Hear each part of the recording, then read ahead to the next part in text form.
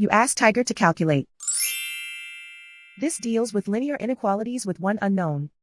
The final result is x greater than 3. Let's solve it step by step.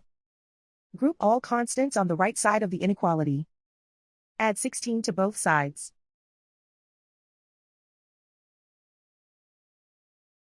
Simplify the arithmetic.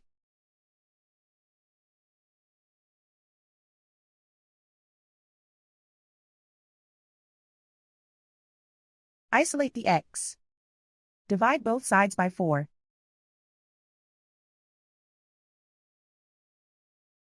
Simplify the fraction.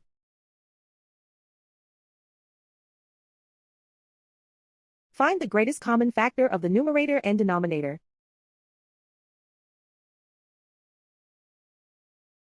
Factor out and cancel the greatest common factor.